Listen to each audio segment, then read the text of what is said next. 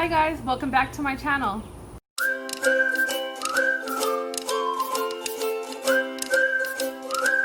In this video, we're going to be talking about stem propagation.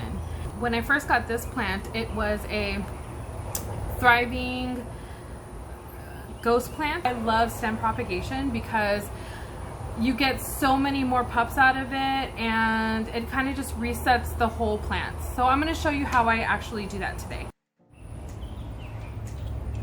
So as you can see, there's a whole bunch of aerial roots on this ghost plant because I haven't really been watering it as much because it is pretty much dormant during summer. There's no active growth, nothing really happens. I don't want to overwater it. That's why I have it in a terracotta pot, and also I have it in well draining soil because here in Florida it's really humid, so I don't even want to take the chance while it's dormant for it to root rot or anything like that. But you can see there's these pieces here. I hope it focuses. There's these pieces here where people always question where to cut them, and they're pretty forgiving plants, and you just kind of just have to experiment most of the time. But I'm going to teach you what I've learned. So what I'm going to do, and what I mean by stem propagation, is I'm going to cut off all the rosettes off of this ghost plant because it's starting to cool down here in Florida. So I'm going to be able to propagate all of these, take them off. This was a bare stem before summer, so all of this is new growth. And then what I'm going to do is I'm going to clean up all of these aerial roots. You can see the aerial roots here. And so what I do, I just rub them off, and it kind of, I feel like it wakes up the plant. So I just rub all those off. It looks pretty rough right now. What I'm going to do is I'm going to start cutting off all of these new growths here.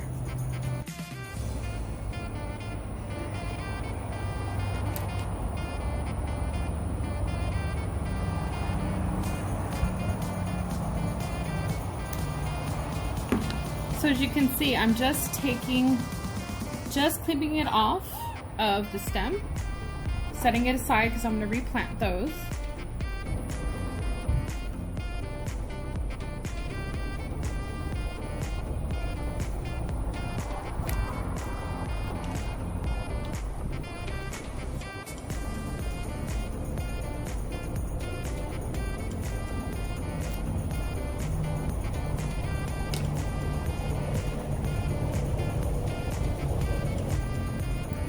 And I'm just going to keep going around and cut all of them.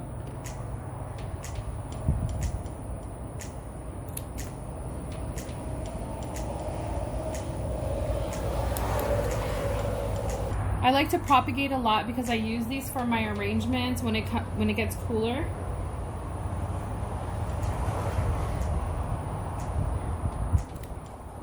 And so this is like one of my favorite ways to propagate because it just produces so many pups. And I like it because it looks kind of gnarly. It looks really crazy, but it's amazing how much it produces. So I'm just gonna go around cleaning it up. There's some roots, some stems here that have rotted just because that just happens. I'm gonna throw that away. Another piece here. And I've done this year after year, so I know this works. And it's really easy.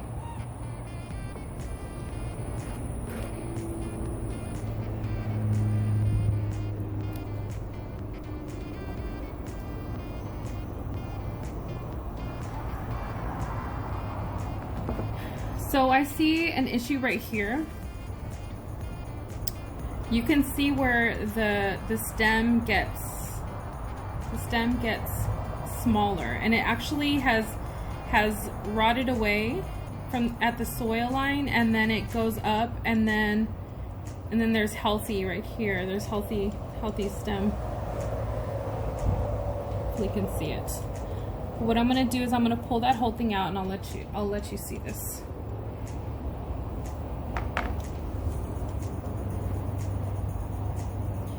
See right here where it's kind of like a really wobbly stem? Well, you can kind of tell where it gets healthy. It's right about here. So what I'm gonna do, which is so neat about succulents, is they're very forgiving. So what I'm gonna do is I'm gonna clip until I see healthy stem. And you can always see healthy stem because it looks green like this. So I want this stem to be bare. I don't want any. Here's another instance where it rotted. Then there's a good piece right here.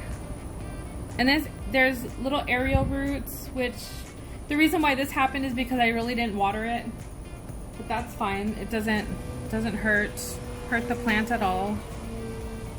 Doesn't make it less healthy or anything like that.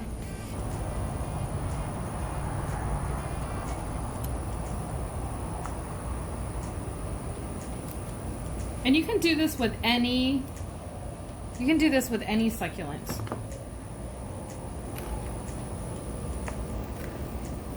Okay, so as you can see, I have a lot of these aerial roots. So now what I'm gonna do is I'm just gonna go and I'm just gonna clean them off. And I find that when I do this, it stimulates a plant in a way where all these little nodes have a chance to grow new growth. So you just go around and you just take off all the aerial roots. And they're dry, so they just kind of they crumble when you rub them off.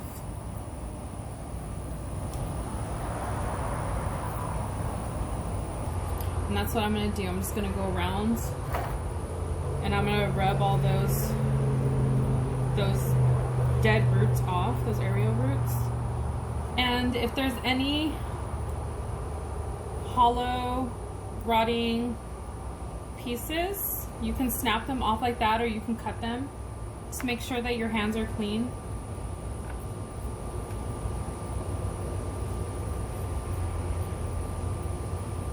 And I do this every season, and I have like maybe 4 or 5 pots that are stem propagations. And I find when they get woody like this, they're even faster to produce